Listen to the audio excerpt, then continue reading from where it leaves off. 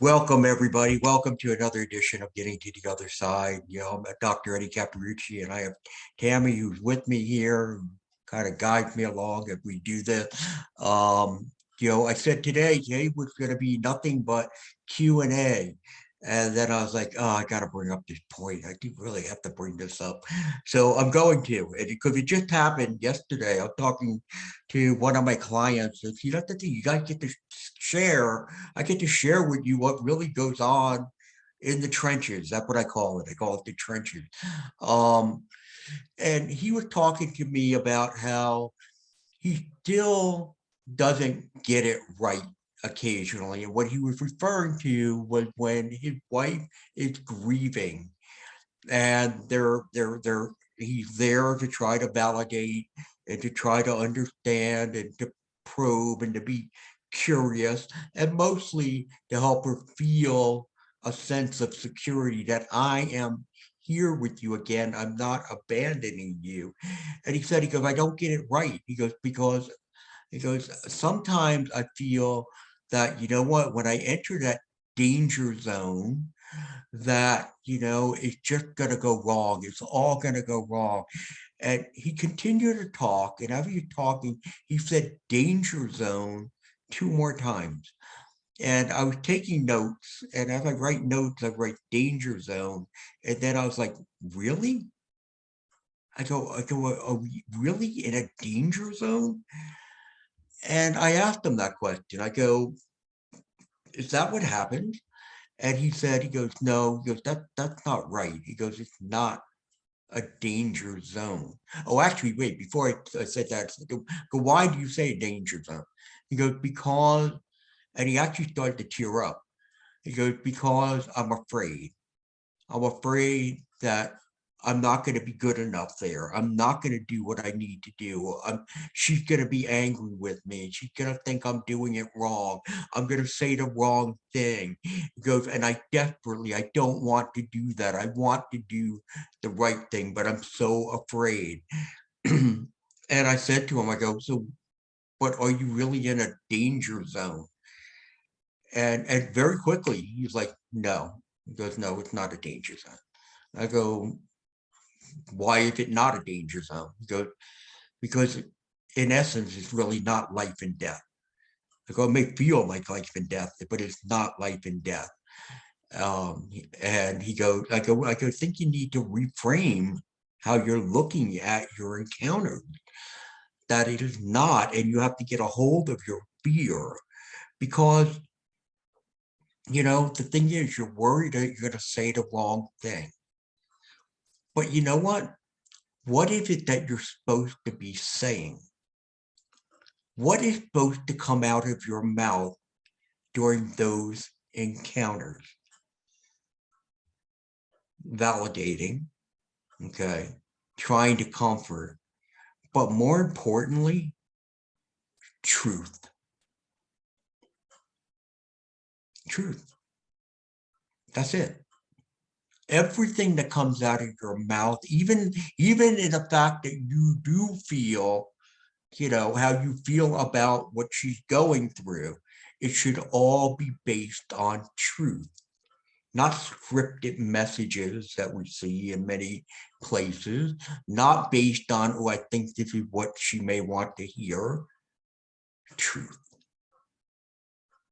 If that is your purpose and that's your objective, it should bring you some sense of peace despite the chaos. And there is some chaos that goes on there, no doubt about it. But if that's where you stay, always to be truthful, it brings you a sense of confidence. And that confidence that they see, not the cockiness, but that confidence is what hopefully maybe gives a sense of peace. So even when you tell you say, here's the truth. I don't remember. How many times did you go do that? I think it was like a dozen. No, it had to be more than that. And most guys will be like, no, it wasn't more than that. I don't think it was more than that. That's not where you go. You go, again, I understand that you may not believe me. I get it. but to the best of what I remember, this is what it was. It was 12 or a dozen or so. Could have been a little bit more, could have been a little less. Well, I still don't believe it. I think you're lying to me. I know, but that's my answer. That's my answer to you. And my answer is not going to change. Okay, because I'm not making anything up.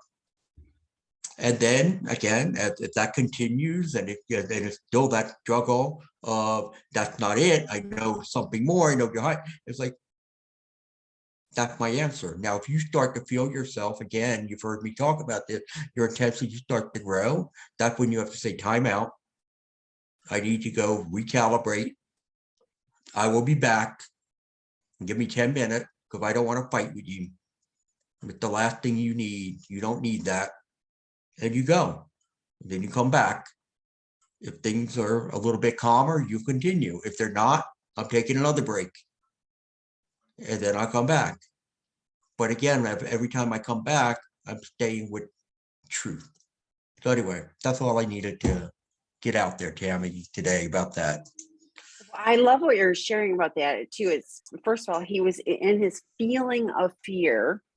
And I can only imagine that he thought, I mean, I was like, oh, it's like preparing for battle every single interaction, because I have to be ready, because I'm going to this danger zone. So rather than leading with truth, being curious, being emotionally present, like if I'm going into a really negative situation and I'm prepared for battle rather than I'm going to work on navigating this to make us have a moment of clarity in our relationship. Like I'm physically in a different place. Correct. Putting on my armor, so to speak, so that, and I can only imagine his partner is feeling like he's all, defended. So. It's like this. They walk in like this, even though it's like, oh, I'm really sorry that you feel that way. I wish it didn't happen. Yes, I know I did that, but they are just ready to block and do this. You got to drop the hands because it's not a battle zone.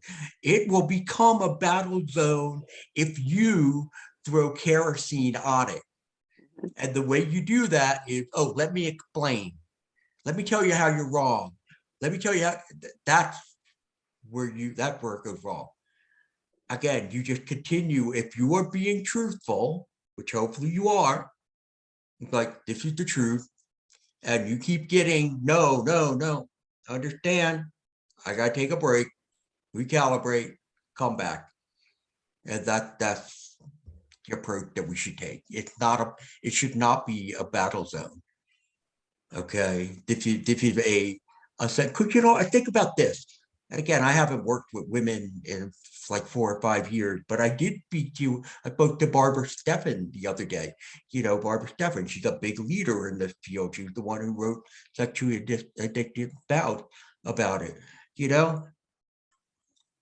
I don't get the impression that those who have been betrayed want to fight either.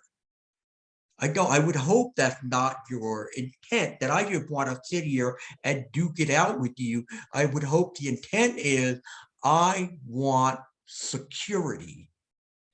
So what I'm asking you for is information that hopefully will bring me that level of security.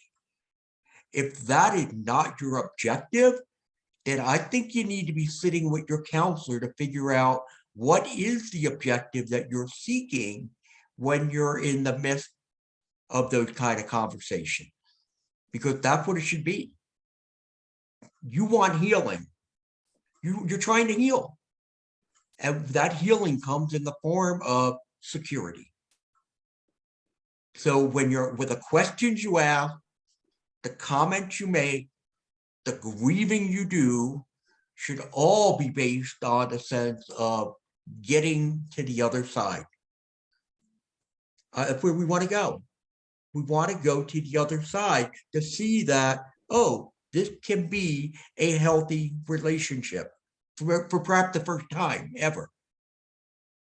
So again, we're still talking about this, Tammy. Why do we keep talking about it? Let's go No, into because our it's a really question. good topic. Well, I'm going to tag onto what you just said about for the first time, because I often hear people going, I want to go back to the way we were. And I'm like, I know No. it would be that security of at least that was the familiar. And I was in the delusion that everything, Mm, that he was trustworthy and all of that. right. But I agree with you. You really want to go to a very different place, a relationship that is actually based on trust and Right. truth. And it takes work and healing for both people Right. and for Yeah. the relationship. Right. So yeah. Remember those who struggle with this disorder, most of them are emotionally undeveloped. So therefore they have Probably to all of develop. them. So Probably, yeah. well, I'd say 9 out of 10. That's what I think. Okay. There's a few that they Okay. got that capability, but they need to develop that skill set to really have a healthy relationship. If you don't have that, then the relationship will never be what it should be. It'll just be, okay, I'm no longer doing that. We should be good, right? Yes, So, yes, yeah. I've stopped that behavior. Why can't you trust me? So for those of you, we don't. I'm going to lower hands. You could put your questions in the Q&A, and we are getting to those now. So the first question: I'm the betrayed partner of an SA who is stuck. My husband says he has over 100 days sober in AA and nearly 90 days sober in SA. I've seen him working hard by attending daily meetings, working steps with sponsors, connecting to brothers, and he started his new workshop last night. I know where he was. I do see positive change in him, but because he's always been such a good liar, I continue to be overwhelmed with fear since he repeatedly traumatized me all of last year. My CSAT, marriage counselor, and acupuncturist all tell me I need to begin to believe and give him a little bit of trust, but I'm petrified. I don't want to let my guard down only to be re-traumatized again. It's just too painful. What do you recommend I do to get unstuck to allow our coupleship to move forward in healing? okay. So he's sober for 100 days 100 in days. AA and he's sober for 90 days in SA. Still rather early. Very early. Okay, I'm glad you added that in there. All right. So I'm not, if I'm you, and if this has happened to me, I'm not letting my guard down very much at all. What I'm doing, this is what I would do. I would be, again, very observant to see how does this chain continue to evolve, which means not just, oh, again, like we were just talking about, I'm not doing any of that anymore. And I'm doing these steps and I'm doing my sponsor and I'm connecting with my brother and that's it. But what is he doing to show you, hey, you're a priority of my life? You know what? I want to I'm invested in you. I'm invested in us. What are you seeing there? Because that's what's really important to see that he is now starting to become more emotionally attuned to you. Because you're right, I can understand why you're petrified. It makes sense. But so therefore, I'm not agreeing with your CSAT, your marriage counselor, and your acupuncture yet. I do think that at some point have to give that little bit of trust. I think right now you just want to kind of sit back, not be in his face too much, which I don't know if that's what you are, but right now just sit back, observe. Make sure you're communicating to him what are your needs and that your needs go beyond the fact that he's just no longer doing X, but that you need this in the relationship. And this is what you're expecting to see. You're expecting to see curiosity from him. You're expecting to see him initiate the sense of let's get together, go out, do things like that together. That's what we're looking for. So that's where, Tammy, that's what I think I'd be doing. Yeah, and I don't think you're stuck. I think you're in a very healthy place of going, I'm waiting to see. This is very, I'm going to reiterate early in the process.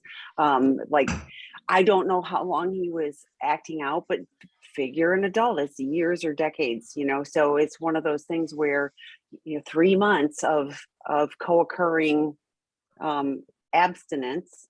So that's great. Mhm. I love reading that he's working the steps with sponsors. He's going to meeting. He's working with a CSAT. Those are all really positive things. I often say on this action, and what are you seeing the action? That's a lot of positive action versus I hear often, well, he's seeing a therapist once a week. I don't Right. have a lot of hope, honestly, for somebody Right. who's got such complicated things. You know, going, I'm watching this and I'm taking care of me. I love that you're working with your people and you're doing some body work. Fantastic. You taking care of you. Fantastic. Giving him space to do his recovery work and start to show up like Eddie was talking about with the, like, how is he starting to show up for you? Again, you know, he's not going to be fully emotionally present after such a short period of time. That's a really, I mean, it's a journey. So, Right. so Know what else I would yeah. do too? I would be starting to dream about what do you want this relationship to ultimately be? What is it that you really wanted it to be? How do you want it to finish? And then I'd be sharing that with him about, what you see in the future, how this all can be very different. Because again, remember, he's probably, again, emotionally undeveloped and he needs to grow that muscle.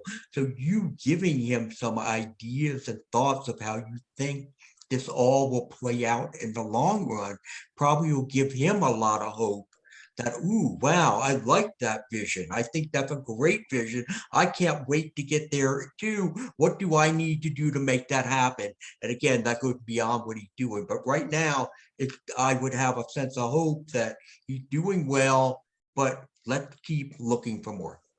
Yeah, and I would shift your lens of you're not stuck. You are cautious and understandably so. Right. Okay, Yeah. next question.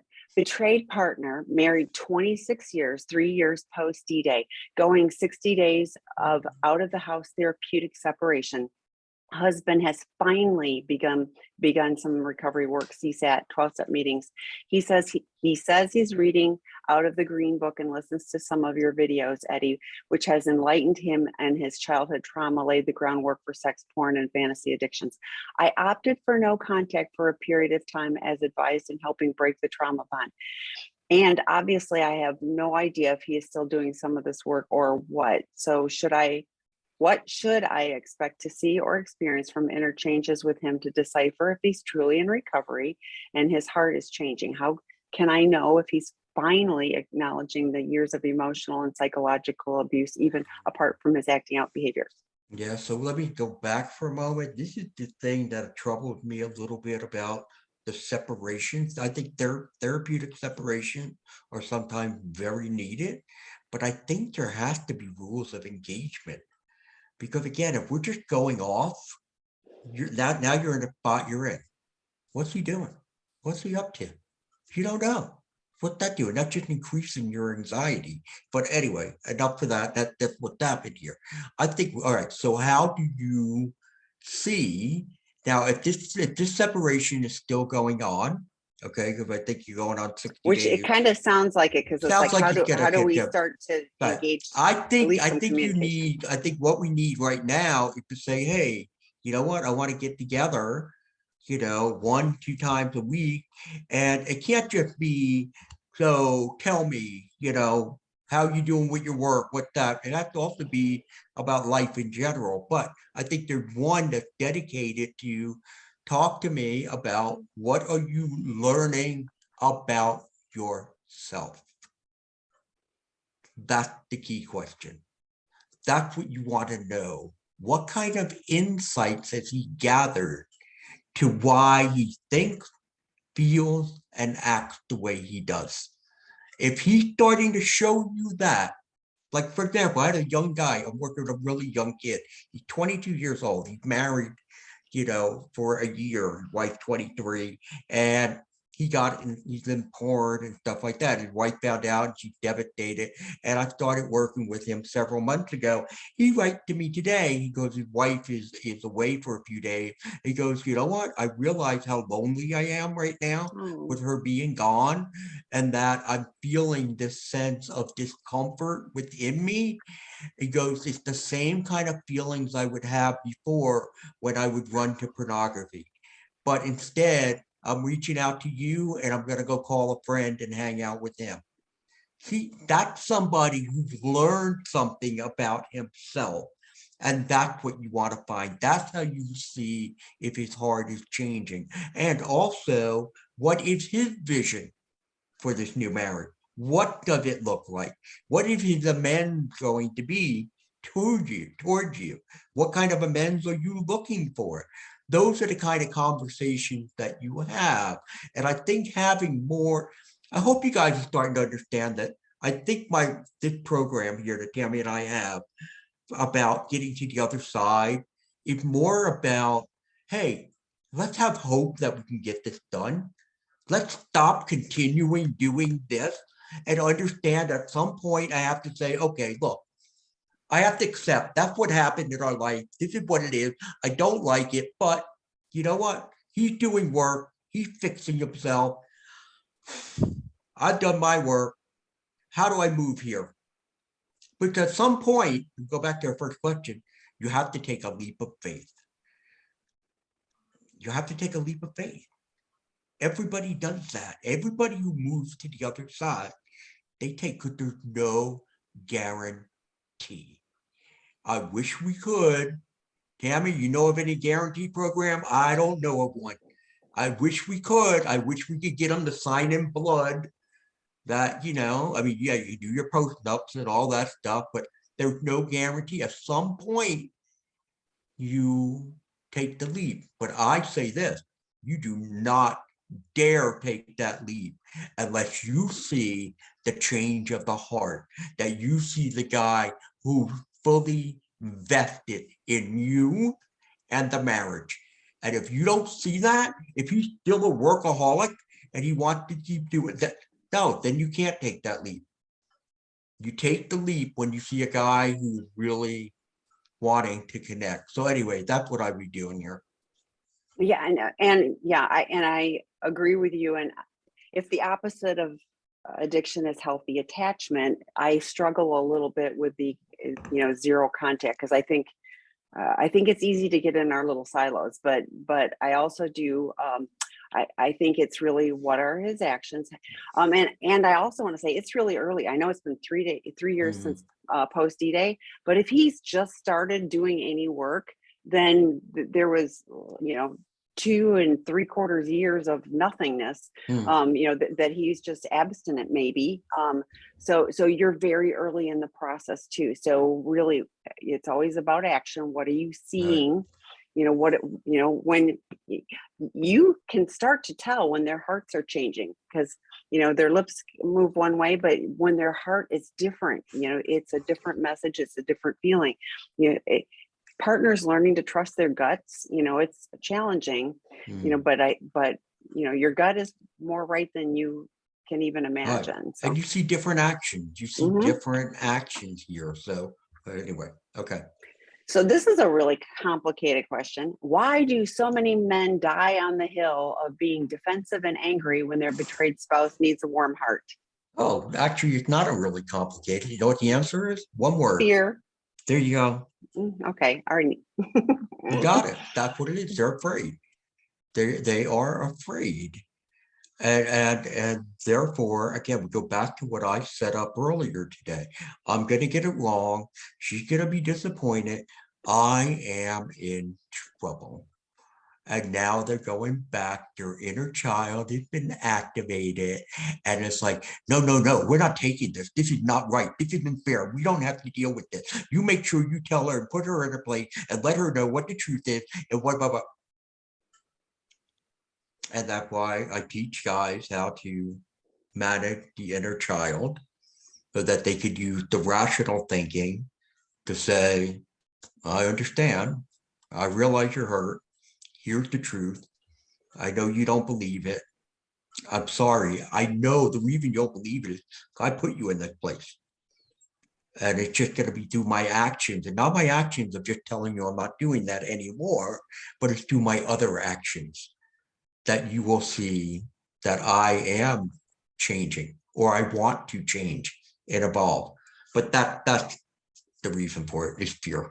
And we got to get over that fear, guys. Got to get over it. It serves no positive purpose. I mean, it just keeps you distanced and protected, but it also keeps you distanced and protected and not connected. So I have so many, like, I'm like, oh, it'd be, get a t-shirt to wear as a spouse. Is that the hill you want to die on? Just kidding. So, but yeah. But that's something I say all the time. I tell my Yeah. guys, I go, you're gonna die on this hill. Mm-hmm. And that's why I actually had somebody yesterday who was so upset, so offended by something she had done. And it's just like, I can't deal with this anymore. I can't. I go, so this is where we're gonna die. Here. After everything that's gone on, this is where you're gonna let your kid run you over and take over everything. This is it. Well, by the time we got done, he's not going to die on that hill. So, Good. Yeah. but that's where again, folks, slow everything down. When something is not right and you're unhappy with it, it's not like you have to pop it out of your mouth at that moment.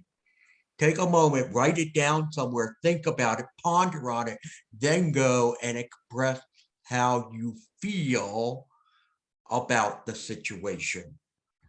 So, there's just way too much contemptuous talk that goes on, the name calling, the hitting. Stop hitting. Serious. I am serious. Tammy and I, we told you horror stories that we can tell you. Keep the hand to yourself. It doesn't serve any value. The name calling serves no value. You may think, oh, well, make me feel better because now I'm kind of, making you feel, whatever, but there's no value. Because again, if the objective is to heal, then focus on healing. Yeah. I'm thinking, don't focus on the fighting. if I want to slice my spouse with my knife of words, like, is that the partner I want? Is somebody who's so hurt and defeated and wounded? I mean, that's a horrible, but it's hard to get there. Yes, I've won the battle, Yeah, well, as my wife says, my wife would tell the women that she worked with, she goes, hey, you know what? You can win and you could be very lonely. So, and again, and I understand.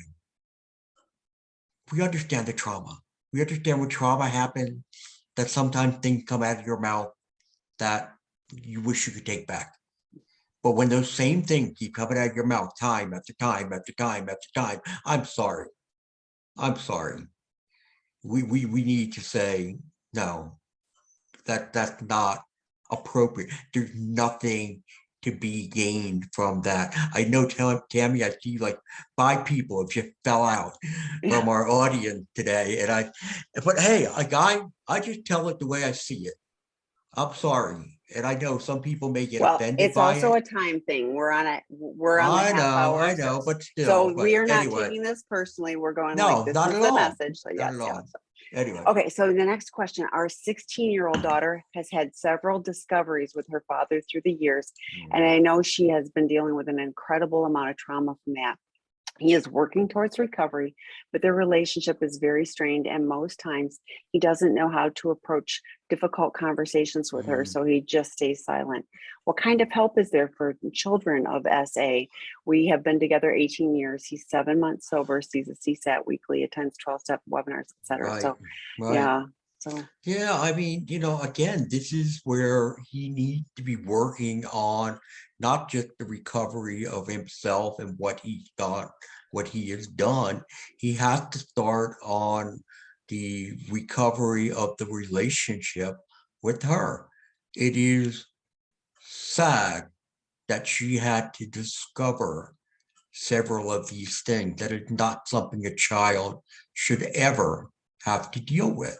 Agree. But for him, as he works through his recovery, as he continues to learn about himself, to be able to share with her what he is learning, how he saw, how he went wrong, but more importantly, what is his commitment moving forward in order to assure her safety and your safety? What are those things he's doing? And again, it's not just the CSAT, the weekly meetings, the webinar, it's also how much is he going to invest in all of you? This is something that's going to take years. It's going to take years. And there's going to be times when he may feel very frustrated that I'm not getting back what I'm putting in right now. But you traumatized her. You traumatized this young girl. And daddy's not who I thought daddy was. So, but you now begin that work because it's so important for her to be able to see this new guy, because most likely she picks a guy very much like you, whether good or bad. So therefore, you need to make sure you're doing that work so that you're showing her, you know what? People can make mistakes, but they can change. And here's how I change. And this is who I am moving forward. And I agree. It really is about action. I would strongly encourage you. I mean, that's a lot of trauma. Hopefully you've been working on helping her have support for her trauma with a qualified professional, because she's at such a vulnerable age to have those discoveries too. It's extra challenging. So please make sure she's getting the support she needs. It's a betrayal for her differently than you, but it's still a betrayal. So if you need resources for qualified therapists, email me, Tammy, TAMI at seekingintegrity.com, and tell me where you're at, and I'll do my best to help you find somebody, who's a fit. So, okay, next question. My husband says he wants recovery, but he's not taking any steps. He also blames me fully for his AO and problems, acting out and problems. Is there any advice for SAs who are miserable but aren't interested in recovery? No, I mean, my gosh, he's blaming you for his acting out. He's blaming you for your problems. I want to recover, but I'm not doing anything about it. First and foremost, he's not going to be able to do anything about it unless he takes ownership for what he's done. Right, Tammy? He's got to take that ownership first and foremost. Yeah. Because in a way, it's almost like he's sitting here saying, well, this really isn't a problem with the exception that you don't like it. Other than that, everything's fine. I don't know why you're being like that. So this is a very difficult situation. This is more about, I turn this to talk more about you than him. I was thinking the same thing. It's there like, you go, right? So you can't fix him, but it's like, you can set healthy boundaries. What do you need? Like, totally not acceptable that he's blaming, you're the reason he went and acted out. No, we always have a choice. Dr. Rob talks about this all the time too. You can be unhappy in a relationship. You can go to marriage therapy. You can go do something else. You can shift things. You don't have to go act out. So that's the very immature person going, and he doesn't really want recovery. He says he wants recovery, but he doesn't really want recovery. I shared this the other day in my 12-step meeting. And I learned this early on in recovery. The elevator to recovery is broken. Please use the steps. You have to do the work. You don't magically get all better. I could do a whole talk on that. I'm not going to, but no, he doesn't really want recovery. He really wants to remain miserable. So what do you need to do to take care of you so that you have healthy and safe boundaries for you, so that his choices that are negative are not, swallowing you up? That's my I thought. would go, if I was you, I'd go find a therapist who's certified in the area of betrayal trauma, and I would sit with that person and come up with that game plan that you need that is going to help you to make the right healthy decisions you need in this relationship. Because right now he's got his heels dug in, and he's not going to do it. He's waiting for you just to buckle under and just to give in and say, let's just move on. And that would not be fair because you're just kicking the can down the road. You deserve better than that.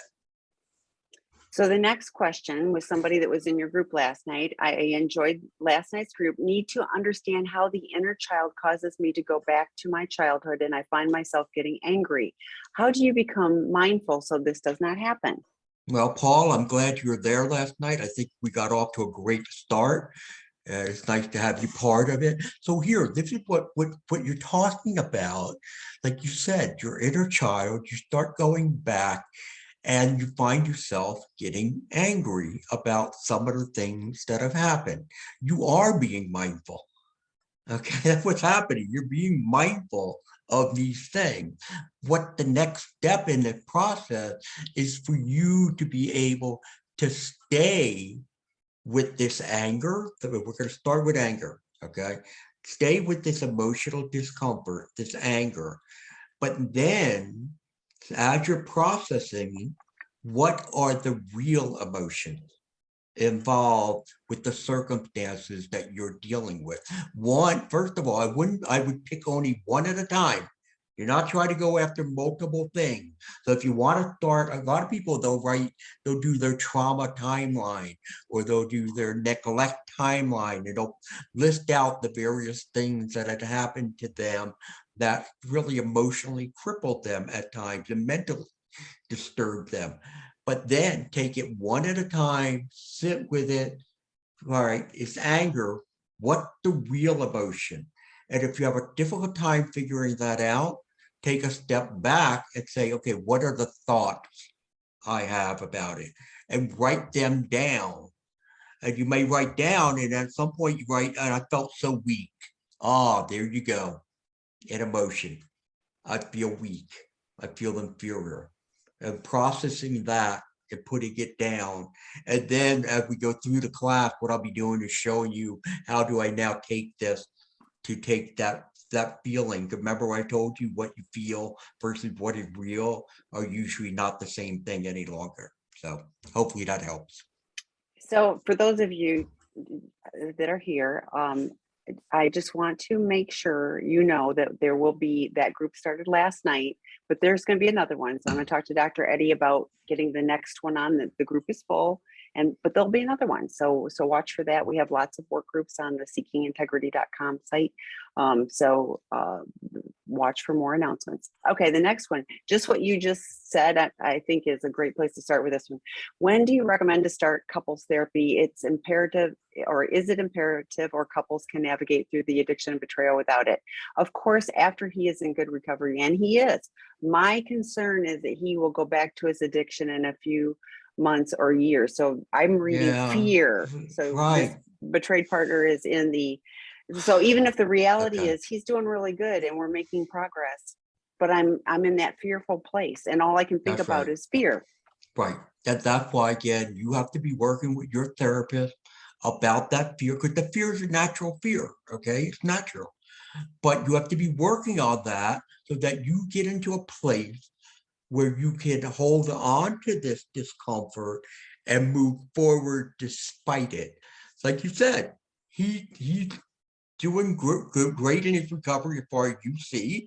So my guess is you also see that he's invested in you. Perfect. That is when you look to start to do couples therapy. You don't start, I've seen the biggest mistake made so often. People come to me and somebody's doing a couples therapy from the very beginning. Tragic mistake. Not ready. You sound in a way that the part of you is ready in the sense that you look at him and say, he's changing. That's the only part you have to see. I'm not telling you don't be fearful. I'm telling you hold on to your fear and move forward despite it. Okay. And talk about it when you're in your couple session. I'm glad we're here, but boy, it scared the heck out of me because I'm just so worried that he's going to go back. But see, this is where you have to see the evolution in him continues. It's not like, oh, I reach a point, okay, I'm done. This is a change that goes on forever. And the other thing is, you already can see and remember some of the other behaviors he did when he was acting out that made you rather suspicious. If you see those behaviors starting to pop up again, such as he withdrawing more, he's not, spending as much time with them, then what you do is you just go and you bring it up and you say, look, you know what? I'm seeing you go back to this behavior. And of course, what you get is, oh, no, that's not doesn't have anything to do with it. That is not, you don't take that as an answer and say, look, I'm seeing it. There's something there. It's worrying me. I'm not saying you're acting out, but you're moving down that pathway. You need to go and to figure out, do self-assessment. Why am I acting this way right now? And I need to know what that answer is. And if you have to go back to a therapist to say, hey, I need a tune-up, there's something going on, because he may not even understand what it is himself, but it happens. So anyway, stay diligent that way. But it sounds like you are ready to make a leap into couples therapy. And I'm going to flip this a little bit because your concern is he's going to go back to his addiction. My concern is if you don't lean into the relationship, if you're always keeping him distance because you're afraid he might eventually act out, what is that? What are you missing out that could be a really meaningful? We talked a little bit ago about relationships. They're different. You don't want the old relationship back. You want a different relationship that can be more meaningful. What I'm reading is I'm holding myself away because I'm afraid that he might hurt me. He might. But I'm also going, you're missing out on the really good stuff that recovery brings because your fear is keeping you distant. So I'm wondering if you can dip your toe in. Okay, I'm willing to trust a little bit. I'm willing to, you don't have to dive in the whole deep end, but is there a space where you can navigate? And I do think, like Dr. Eddie said, a couples therapist can help the two of you because it sounds like he's doing his work, and that might be useful to help you be willing to dip your toe in. So, okay. Next question. I'm an SA and following my formal therapeutic disclosure, my wife requested a divorce. We are both in such a world of pain at the moment. I'm glad that you have just talked about True as a good place to start. I'm tired of lying to her and she deserves honesty. How can I support her in that painful process while facing my shadows of shame? I know we both need to grieve properly. Yeah. All right. So what do you do? One, you continue to be honest and truthful. Total transparency about everything. Two, you are there to help her through, as you said, you're going through this very difficult time. She wants a divorce. She's moving on. Okay, how can I help you in making this as easy a transition as possible? That's where you want to be. See, versus no, don't, please don't leave me. Give me another chance. Clinging onto her leg. That just again shows the old guy versus the new guy. Like, I don't want this. I wish we weren't going down this pathway. If you start to change your mind, if you have a second thought, please, I would love to be able to have another chance. However, I'm going to respect your wishes. I'm going to respect your decision, even though I don't agree with it. That takes a lot of courage. That's what it's like. That's what it is to be a man. That I'm going to be here to help, and I'm going to sacrifice the fact that, you know what, I don't want to do this, but I'm here for you. And that's why the shame, we got to put the shame aside right now. And instead, it's about the idea of what the right thing. How do I do the right thing? And sometimes doing the right thing will be grieving together. Maybe, or maybe that you want to grieve apart. So that's how I would be handling this. I love that answer, and I love that you understand. I'm tired of lying to her. You know, we as addicts, we lie to ourselves as well. So my encouragement for you is just what Dr. Eddie said, but also make sure you're taking care of you and your recovery. It's really easy to go, oh, you know, there's no point now, and so I feel like this is when we have to lean in extra to our recovery community, you know, the professionals that are helping us, so that we make sure that we maintain our integrity, we maintain our recovery, you know, so that we can be truthful and we can do the next right thing, which, you know, nobody said that everything was going to be easy once we did this, and so honoring what she's wanting, even when we don't want it, is real growth. So, Right. okay. I want to foster communication with my spouse. He's working with a CSAT and an SA. I'm afraid of being too involved in his recovery by showing encouragement. He needs to face abandonment issues, and I'm afraid if I'm here for him, he still won't learn to love himself and find security in himself rather than me. Okay. So I think here, because I hear this a lot, I hear a great deal, not only with the, but I don't want to show the encouragement. I don't want to give praise because I'm just afraid that then he'll think, oh, everything's good and we're okay. That's not what you're saying here, but if with the, what I say is what feels right. Okay, what feels right in the relationship? Yes, I understand. Okay, he has abandonment issues, but you're encouraging him about his work occasionally. Hey, I like what you're doing. I appreciate the effort you're putting in. That's not gonna, take him away from the abandonment issue that he has. That's not gonna resolve all of that. Okay. He continues to work on that with his CSAT. The thing I'd be asking is, hey, what are you and your CSAT doing regarding the abandonment issue? I'd like to learn a little bit more about how you're resolving that.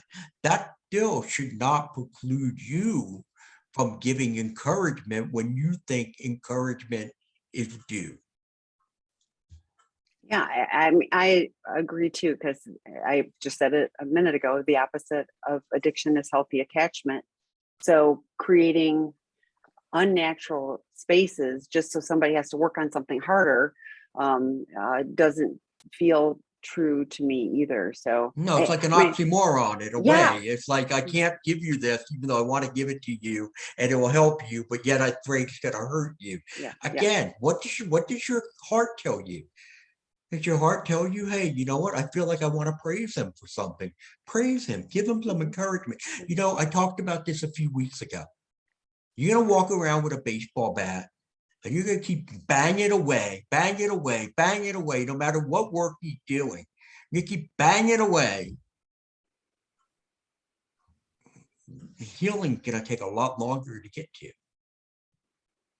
It's gonna get a lot longer. He knows, hopefully. Again, remember what I'm talking about, folks, especially you ladies. I'm talking about the guy who's doing the work. That's who I'm talking about here. The guy who's showing the effort. That's what I'm talking about. If he's doing all of that, it's okay to every once in a while say, I appreciate what you're doing here. I thank you for trying. What's he doing? He's trying to make you feel safe. I'm really proud of the fact I see how you're evolving, how you're learning so much stuff about you. So therefore, you'll know what are the right actions to take in your life as you move forward. That cannot hurt. It definitely can't hurt. So Yeah, and it can be just the acknowledgement of when you do this, you know, it helps me feel safe. You know, that that's it doesn't even have beautiful, to be like yay for you. It's just right? an acknowledgement of when you do that, it helps me feel safe. And I love that. I you know, love that. That's a great one. That's great. So okay, next question. My husband was neglected and abused as a child. He learned to be independent and not express his needs. Welcome to addiction. I added that. I mean, that's true. Yeah. How does he begin to express his needs to me? So Well, that's specifically to the partner. okay, but first, Susie, first, he has to be able to do it for himself. Okay, he has to be able to, one, identify what does he truly feel beyond, again, being angry or being sad or being happy. He has to understand what is that. Then, why am I so fearful of expressing it? And this goes back to that neglect and abuse that he suffered. And most likely, the message he has is sharing your emotions is a very dangerous thing, because people are gonna, cut you down for it, or they're going to mock you, whatever it may be. So he also needs to see, and what you can do here is to help him in a way by expressing a positive emotion and then seeing what you get back from him. And if you don't get anything back, which I wouldn't be surprised, because again, emotionally undeveloped, then in a very, like almost an educational way, hey, I want to share with you. You know what? What would have been a good response is something like this. So again, he has to start to learn on his own. And part of what he may want to even do, there's Emotions Anonymous groups that are out there. He may want to join one of those. And they're online or they're in person and they're free of charge. But that may be something that he start going to on a weekly basis so that he can learn to express himself. Because once he starts to do that, then he can turn to you. And I'm going to even back it up a notch, because I wonder how in tune he is with even having feelings. He may be so shut down that he can't even identify what the feelings are that might create a need. I've seen a lot of people, there's a feelings wheel. You can look at the feelings wheel and go, does anything, does that color resonate with you?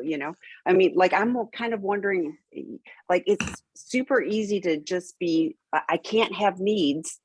So therefore Right. I can't even have the feelings. So learning to sort of figure that out. Okay, I'm feeling sad. What would I need? What would I need if I'm feeling Oh, sad? Like, right. yeah. So, There are many oh yeah, exercises that yeah, are there. And that's why in the new book, Why Men Struggle to Love, it outlines all that. There's a section in there about that would be a people. great book to Right. pick up. There you go. And all of the books I've got, there's a whole listing of pages, including the Amazon links to go. Not that you have to get them all from Amazon. It's just an easy place to do. Right. Okay. Right. But So on, now you know which one you're pointing I to, do, right? because When you I have to said, look at myself, because if I look, so when like Dr. Rob is on and he's got a screen, if I look at his, I'm backwards. These are mirrored. So, but on sexandrelationshiphealing.com, where you find the various drop-in groups and webinars, there's also lots of resources like books and things too. So, including the newest book from Eddie too. So, all right. The next question. I'm married 17 years now, miscarried 4 times, last one in 2016. Last month, I found out he fathered kids from another donor. I am a blessing to his family. He dissociated and has codependency. Please read Codependence. That's an aside. There is no such thing as codependency. He said those kids through BDU are not his kids. He said he wants kids. He is reliving childhood every day. He's afraid. He's witnessed death of his father. Also, my miscarriages triggered a mother wound. We both found out we have generational trauma from our parents due to neglect and performance-based childhood identity. Last month, we both understood what happened to me and to him and to our marriage. We are both aware of the tactics of the enemy. My mental health and trust are so damaged. I believe he is a good man, but stated to me he is a little boy that is hurt. That's exactly what Eddie's group was talking about last night, and there'll be more. I felt he turned to me into his mother for the last 17 years. He doesn't care for himself or try to please other people first.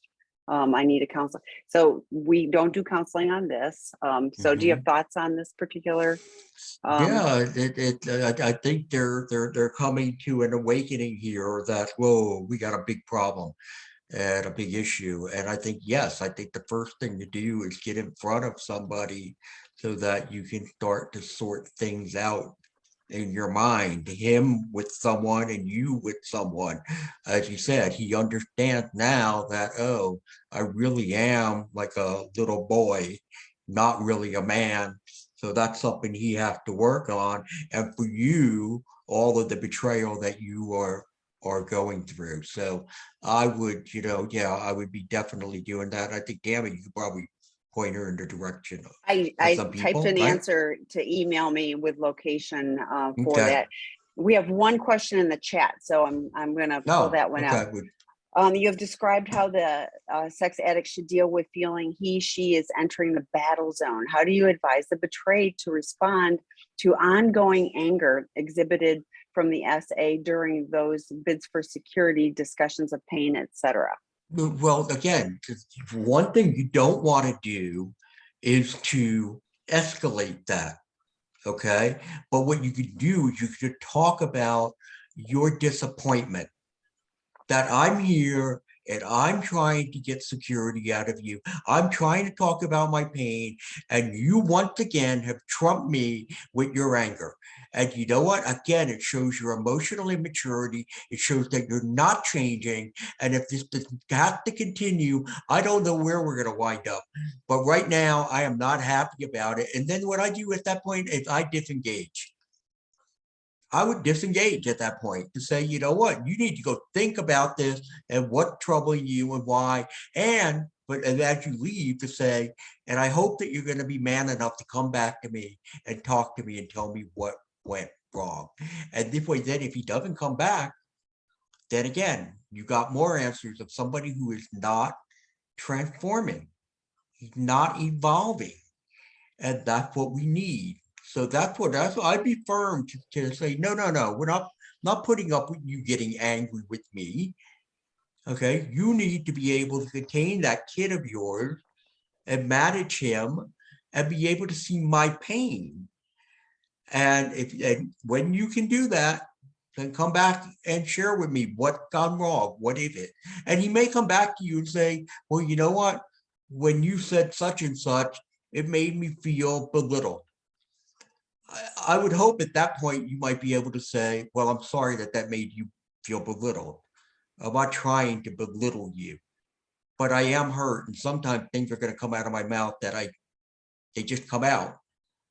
So you see, again, folks, what the purpose? The purpose is about healing. It's not about who wins today. Who won today's battle? Because you know what? Nobody ever wins. Nobody ever wins the battle. And what we're trying to do is we're trying to save the relationship by, we talked about moving into another area with new skills on both parties, new skill set on how to communicate, how to bond, how to be vulnerable, all of it, all new. So anyway, that's what I would do there.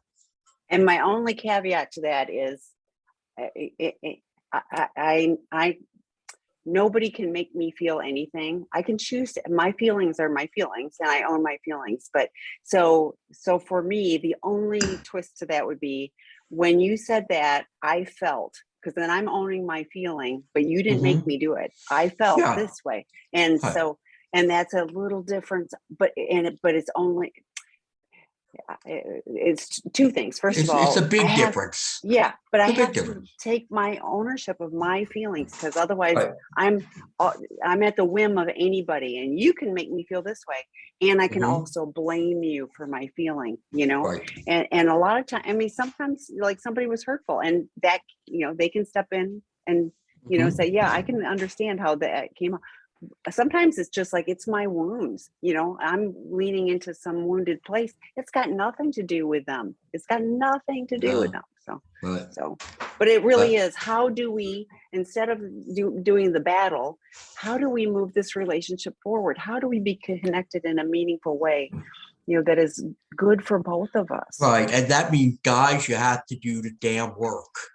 Okay, you got to do the work, not just in the sense of recovery from the sexual addiction, but you need to do the work to become that man of integrity, to become a man who is now emotionally whole.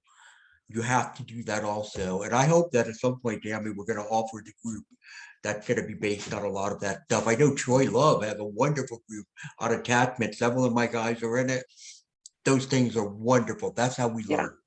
Yes. And the inner child and the attachment work are great components, but you got to stop the acting out first. So then, if that's still going on, then sex addiction 101 or porn addiction 101, those work groups are a better fit to start. But then do that work, get a solid recovery. Like one of the person, he's making progress. Well, great. Continue that journey, learn why, be able to identify, that's this inner child. And I can either let that little kid run rampant, or I can use my executive brain and go, as an adult, I'm going to step into this differently. So thank you, Eddie. It was great. I'm thrilled your group went live last night.